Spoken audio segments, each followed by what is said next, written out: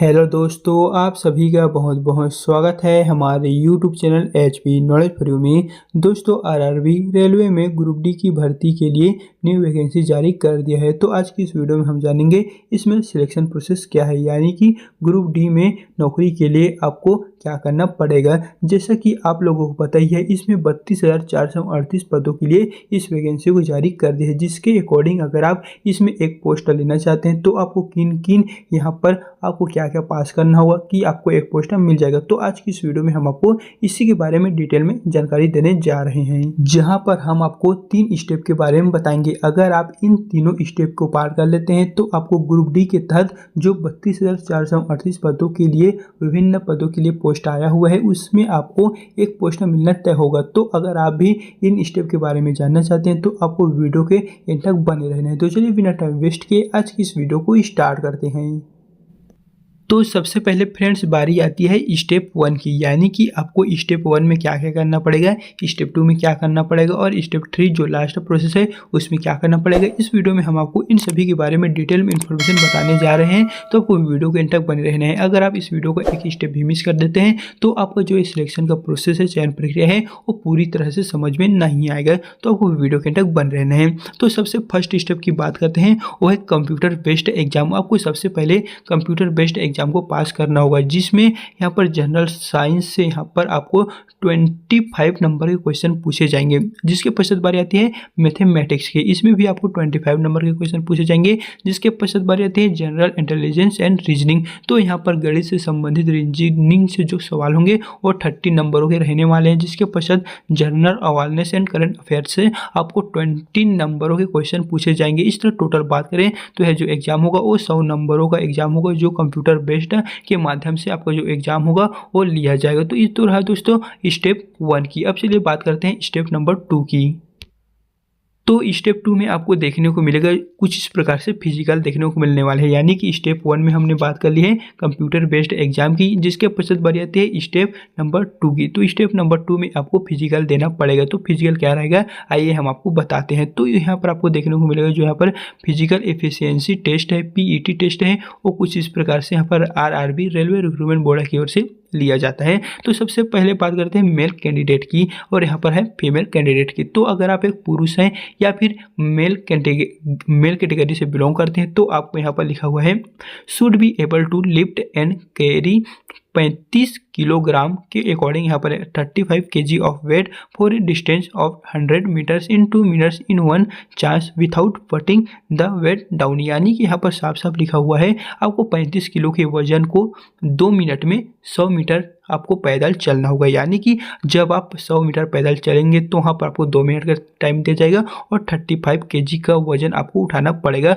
And वहीं अगर आप फीमेल कैटेगरी से बिलोंग करते हैं, फीमेल कैंडिडेट हैं, तो आपके लिए यहाँ पर रखा गया है आपको 20 किलो का वजन आपको लेके यहाँ पर 100 मीटर को 100 मीटर को 2 मिनट में पूरी करना होगा। जिसके पश्चात बारी आती है नेक्स्ट की। तो यहाँ पर लिखा हुआ है should be able to run for a distance of 1000 metres in 4 minutes and 15 second in 1 chance. यानी कि यहाँ पर लिखा हुआ है आपको यहाँ पर 1 किलोमीटर को आपको 4 मिनट्स 15 सेकेंड में इस दूरी को पूरी करना होगा।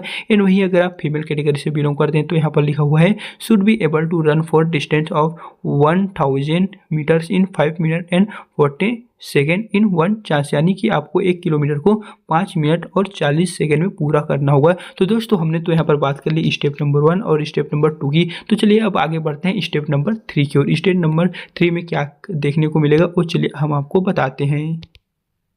तो स्टेप नंबर 3 में आपको देखने को मिलेगा जो है डॉक्यूमेंट वेरिफिकेशन। यदि आप कंप्यूटर बेस्ड एग्जाम को पूरी कर लेते हैं उसके पश्चात बारी आती है फिजिकल का। तो अगर आप भी दोनों फिजिकल को जो हमने मेल एंड फीमेल दोनों का बताए हुए हैं अलग अलग, उसे भी पास कर लेते हैं तो आपको यहाँ पर लास्ट में आता है डॉक्यूमेंट वेरिफिकेशन। तो डॉक्यूमेंट वेरिफिकेशन कैसे होता है, क्या प्रोसेस होगा, अगर आप कहेंगे तो इस पर भी हम आपको नए वीडियो के माध्यम से प्रोवाइड कर देंगे। एंड यहाँ पर लास्ट जो प्रोसेस होता है वो डॉक्यूमेंट वेरिफिकेशन। अगर आप इन जो 3 स्टेप है उसी पूरे तरीके से कंफर्म कर लेते हैं, आप इन तीनों स्टेप को पूरा कर लेते हैं तो आपको जो एक पोस्ट है वो पक्का हो जाएगा। आपका जो ज्वाइनिंग लेटर होगा वो 1 वीक के अंदर आपके पास हो जाएगा। तो उससे ज्वाइनिंग लेटर पाने के लिए आपको ये जो 3 स्टेप हैं उसको पूरा करना होगा। तो हमने आपको वीडियो के माध्यम से बड़ी आसानी के तौर पर यहाँ पर स्टेप नंबर 3 को तो बता दी है, यानी कि स्टेप 1, स्टेप 2 और स्टेप 3 में क्या क्या करना पड़ेगा वो हम आपको बड़ी आसानी से बता दी है। लेकिन ये जितना सुनने में आसान है उतना करने में ही कठिन है, ये बहुत ही हार्ड होता है। जब सबसे पहले बात करते हैं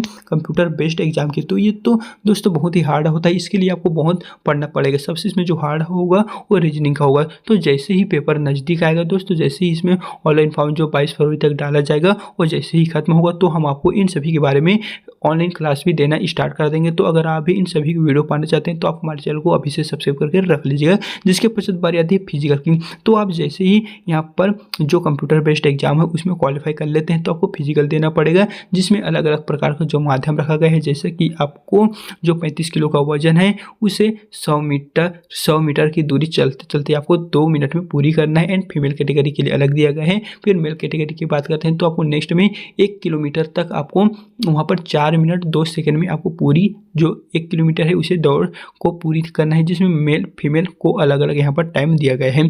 जिसके पश्चात बारी आती है थर्ड स्टेप की। तो थर्ड स्टेप होता है डॉक्यूमेंट वेरिफिकेशन का। अगर आपको जो डॉक्यूमेंट वेरिफिकेशन और सक्सेसफुली पाया जाता है तो आपको वहाँ पर भर्ती के लिए क्वालिफाई कर लेते हैं और इस प्रकार जो आपका क्वालिफिकेशन प्रोसेस है वो सक्सेसफुली वहाँ पर माना जाएगा। तो दोस्तों ये जितना सुनने में आसान है उतना करने में ही बहुत कठिन है। तो अगर आप अभी अपना फॉर्म भर लिए हुए हैं तो आप अभी से तैयारी में लग जाइए, क्योंकि इसमें जो रीजनिंग होता है वो बहुत ही कठिन होता है। तो दोस्तों इस तरह हमने आपको बता दी है कि जो आरआरबी रेलवे ग्रुप डी में भर्ती के लिए जो 32,438 पदों के लिए यहाँ पर विभिन्न तरह के न्यू पोस्ट आया है, उसमें फॉर्मों को कैसे डालना है, क्या प्रोसेस होगा, इन सभी के बारे में हमने आपको इस वीडियो में डिटेल में जानकारी प्रोवाइड कर दी है। तो दोस्तों अगर वीडियो पसंद आए तो वीडियो को लाइक करना ना भूलें। तो चलिए फ्रेंड्स फिर मिलते हैं इसी तरह की एक नए वीडियो के साथ।